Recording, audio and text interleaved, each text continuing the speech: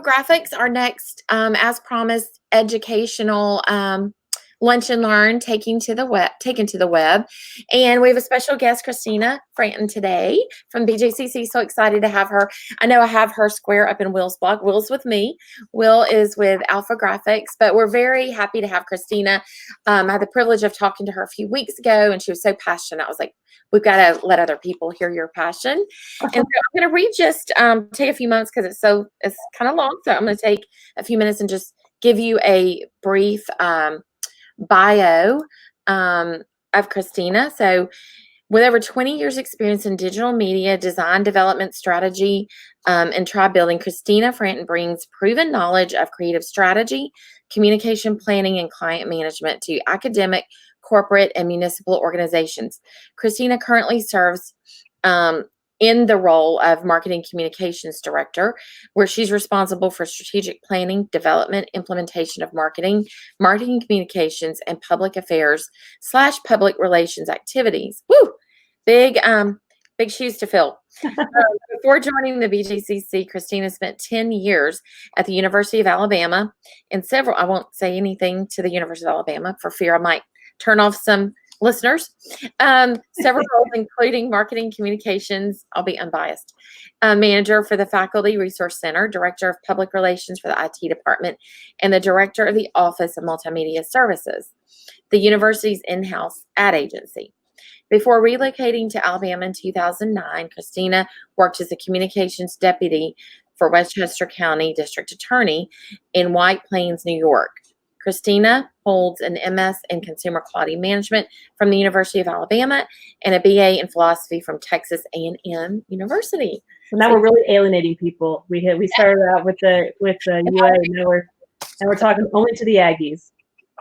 So welcome again, and I'm just going to start off, Christina, by just letting you kind of tell us about kind of what you've done, just like your history, how you arrived where you are today. Sure. Well, I mean, you covered it very well in my bio. Thank you for that really lovely introduction. It's funny it's like a trip down memory lane, and it's surprising that so many years have gone by and that I've been doing this work for so long. I've really enjoyed it and have loved it, and it's been a changing field from the in the late 90s to now.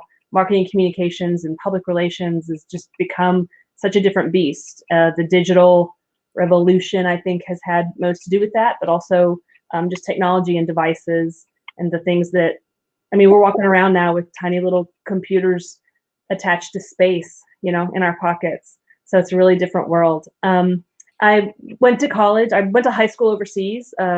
Grew up in the military. My dad was an Air Force chaplain. So grew up moving all over the world and had a really wonderful kind of whirlwind childhood, and went to high school in England and then came back to the States to go to college in Texas and finished up there, and then moved to New York City, which was really wonderful and exciting. Worked there for several years and then came down to Alabama for work, and it was a little bit of a culture shock, but it was wonderful. I lived in Tuscaloosa for the majority of the 10 years that I was there. But over the last 3 years or so, I just needed a bigger city. I just needed a more urban environment. And while I really loved the college town vibe and I loved working with students, I just needed something a little different. Taco trucks and big buildings and, and sports entertainment in sort of different ways outside of college football. So moved to Birmingham and have been here for 4 years now. And I love it so much. I love the city. I love the people here. I love the culture, which is so unique in terms of the corporate culture and the sort of the human beings here who are sort of from everywhere else, but also too from Alabama, the locals versus kind of what the different industries bring here. It's just been such an interesting and wonderful place to be. So I love this city and I'm excited to work here. I came to the BJCC. It was the weirdest thing. And every student that I have ever mentored or every job talk I'd ever gotten about how to manage your portfolio and kind of beat the streets and get out there and make sure you're doing what you're supposed to be doing with your resume and networking. And I would say that the quick apply button on LinkedIn is just the biggest joke and it just goes out into nowhere. But I was sitting at my desk one day and thought, oh, this job looks so interesting. And I did theater in high school, and so I have this, heart for entertainment and for Broadway in particular. And so I thought, how romantic and wonderful would it be to do what I do in an environment where I would have access to that kind of magic. And so I clicked the button and thought, whatever, and got a phone call a week later.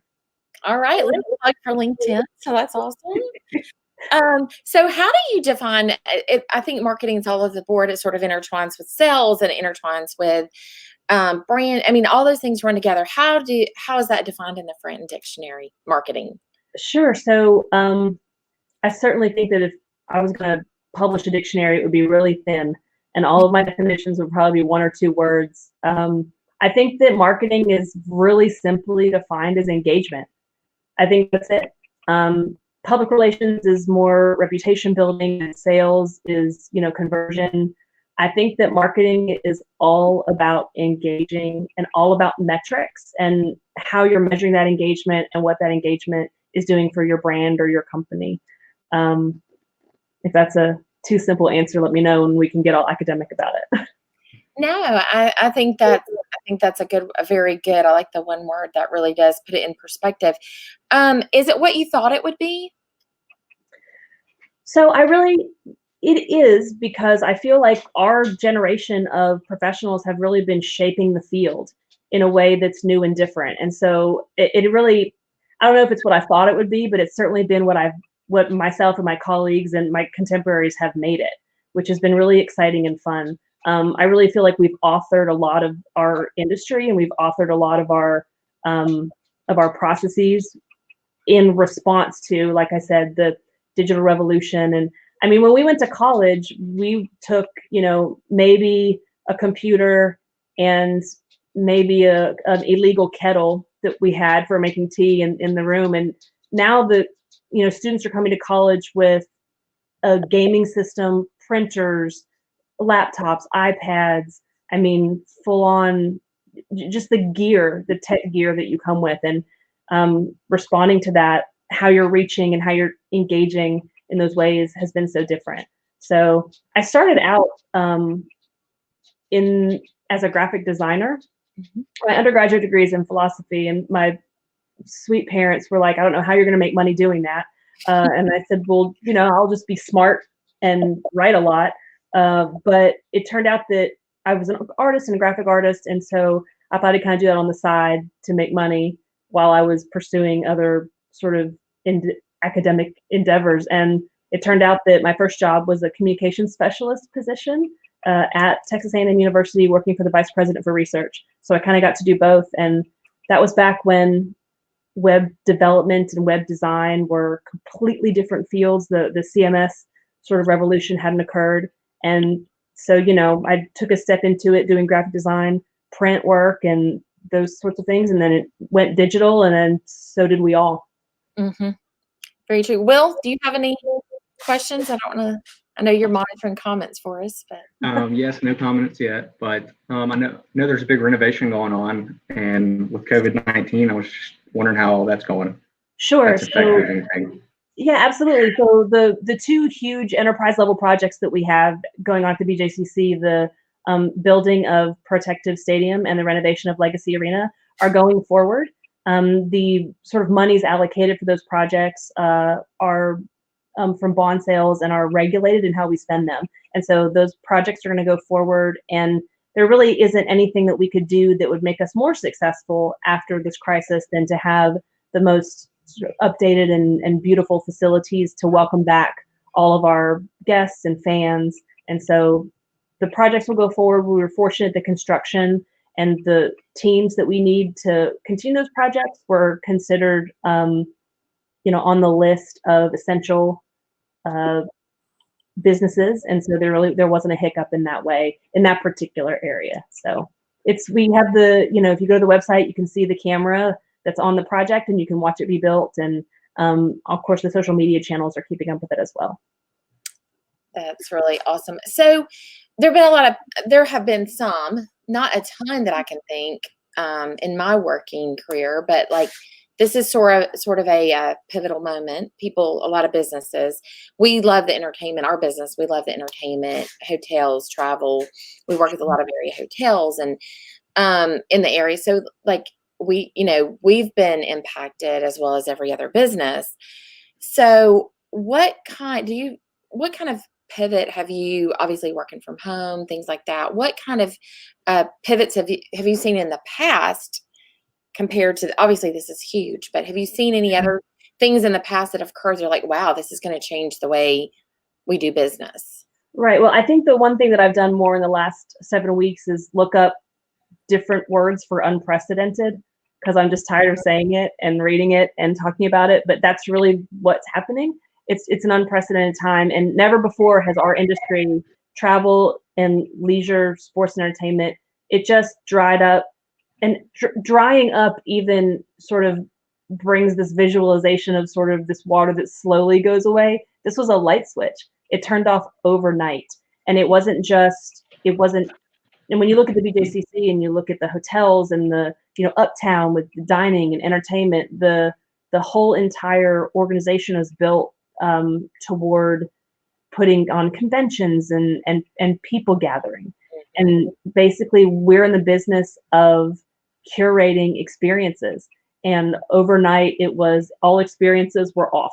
Mm-hmm. And so, and it isn't of course just us, it's convention centers and, concert venues and all over, not just the country, all over the world. Mm-hmm. Stadiums and arenas all over the world are closed down.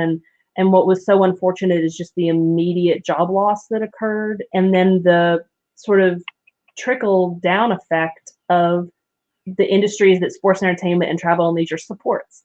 And so when you think about it, when you think about all of the, security professionals or custodial professionals or food service professionals that we bring in, the caterers for the events, the transportation businesses, there's so much linked support to local businesses through sports entertainment. And so it's been a very difficult time for the industry as a whole. Well, and that brings me to another kind of segues great into kind of what we talked about originally. I was like, wait, say that you're passionate about this, and it's something every business owner can relate to. And really not just business owners, anyone that's in the business working community, the business community. But one of the things when we talk about employees and that immediate, it happened for us too. Our phones start ringing that, it was like from Friday to Monday. It was like overnight. Yep. One of the things I feel like as a business owner or whatever, we have to also think about, you've got the business part to think about first. How am I going to fund it? How am I going to keep it going, sustain it through this? But once you get that down and like what's out there for business to help, then at the same time, you're like, wait a minute, I've got to keep my employees whole. And how do I think about them? And like all these different rules and regulations that were coming out at different times. So talk a little bit about that, because I know that impact for the internal customer, the employee, sure, was something that you're really passionate and concerned about. Just kind of talk to that. Nothing in general, in detail, like nothing specific. Just like talk about that. Sure. I think that our field in marketing and communications just became such a critical tool and a critical need in this time. In times of stress or concern or crisis, communication is critical. It's so important. Getting people the information they need to translate or share with, external customers or, B2B relationships, just different lines and levels of communication. And I think that in times of crisis, it's important. But if you don't have a strong internal communications plan during your regular business operation, you really kind of can't drop in an emergency communications plan out of nowhere. One, very few businesses have them written and put together, but also if you don't practice them, implementing them under duress is really difficult. So I think that every business, and whether it's a restaurant or a bar or a graphics company, if your employees aren't your first customer, then you're running a failing business. And I believe that across the board. It doesn't matter if you're Amazon and have, millions of employees. It doesn't matter if you are self-employed and you're your only employee. You have to look at your customers. And we talked earlier about how marketing is about engagement and engaging those employees to turn them into brand ambassadors and to make sure that they have the support they need to champion your brand and your business. That needs to be your number one goal as an organization, just from day one. And if that's not happening, then the crisis situation is gonna be a big problem. You saw, and we've all watched the communication streams from the government and from the banks and from information on how to get people the support and help they need to continue working. We saw all of the stories that came through about small business loans going to large corporations. And there are, people, there are businesses who don't pay taxes who are getting tax, supported relief right now. And so all kinds of confusion and difficulty. And then the system is so taxed right now that it's not that the information isn't out there. It's like, how do you get it to people? So I feel like it's really important to make sure that as organizations, you can support your employees, whether that's filing for unemployment, the HR department leading them through the process, or, having to determine, what's best for that employee, what their family situation is, what their medical situation is. And you just really need to do that on an employee by employee basis. And that's going to set you up for a successful return. I think that we will definitely, obviously, see a return to some kind of normalcy. And, people are going to be coming in from very different environments, from very different stress points, and coming off of these furloughs and, this time away or working from home with really different experiences and really different expectations.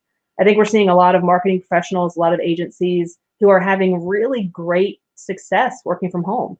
Mm-hmm. And so, to ask the employees to put themselves in danger and to come back into the office, those are all questions that we're all going to have to handle. Right.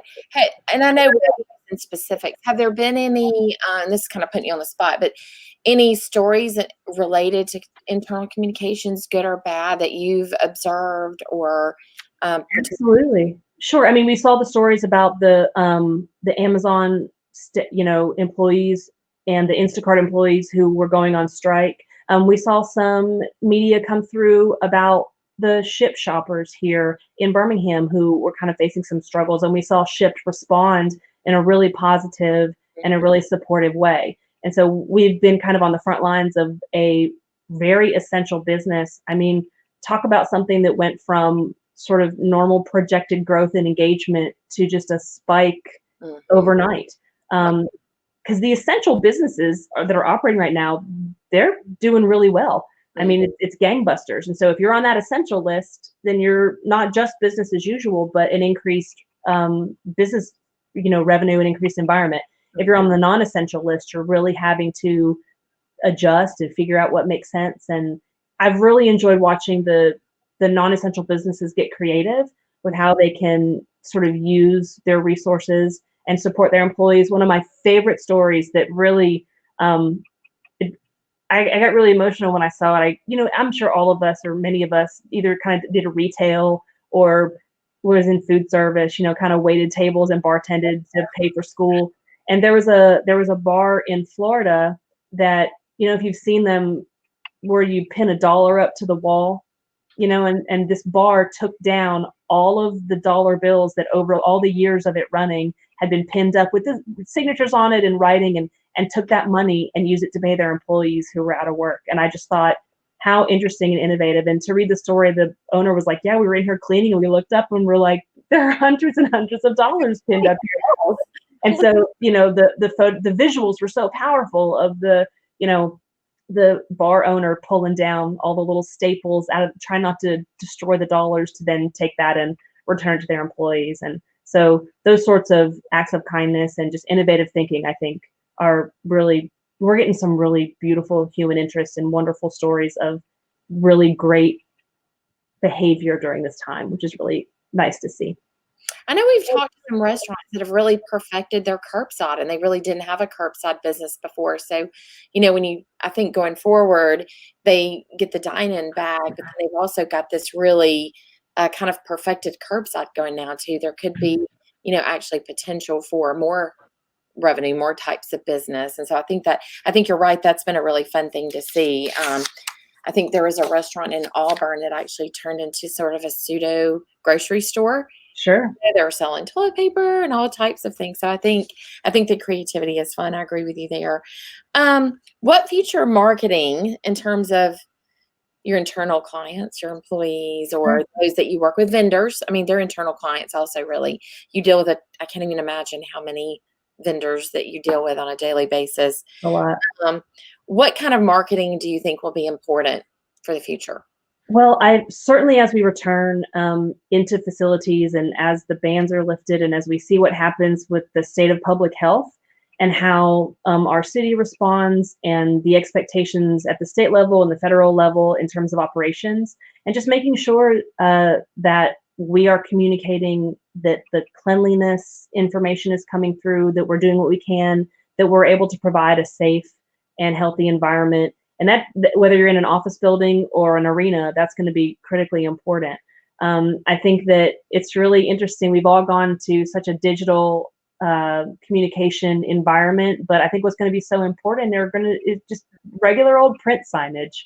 And I know that you guys have a lot of great you guys do, but I think that's going to be really important. And whether that is instructional or whether it's just cultural, like, we got you, hang in there, the supportive information, the things that you need to see as you're re-engaging with a brand or re-engaging, because we're all going to have to change the way, our brands are all going to be asked to, change our trust communications and our trust relationships, because that's the question that everyone's going to be asking, whether you're an employee going back into an office or whether you're a customer engaging somewhere, is how are you keeping me safe?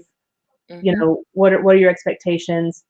It was so interesting to me, we saw a lot of media about the big box stores and about how certain behavior maybe was helping or wasn't helpful, or how was a hardware store, a local hardware store, non-essential, but a Home Depot is essential.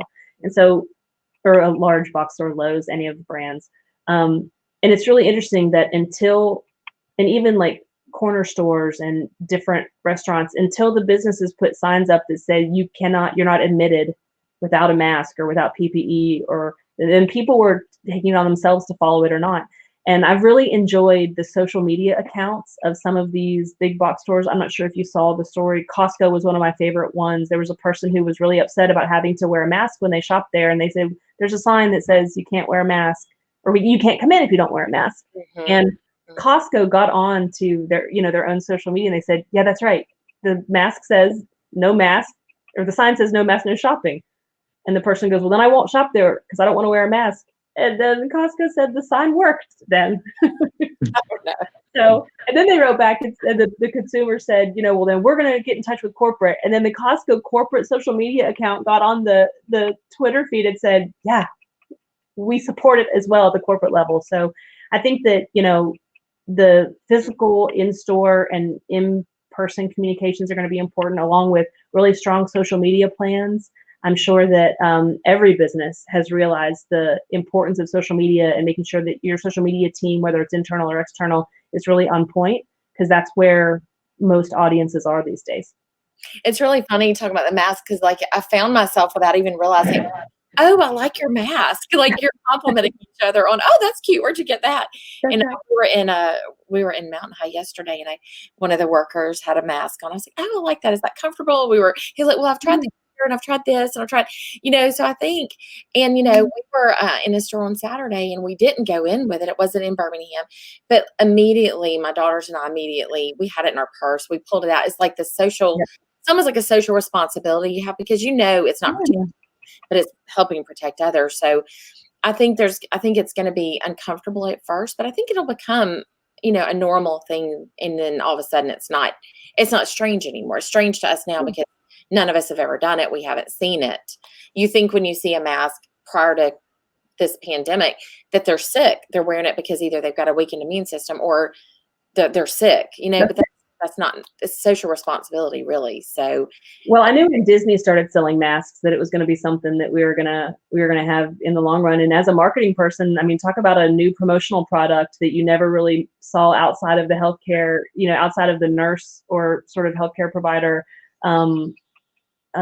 market. And so I feel like, they're here to stay, and I hope so. They're a tool that is used to keep yourself and others safe. And as long as the city of Birmingham has the regulation in place where you have to wear it when you're outside, you should definitely do it.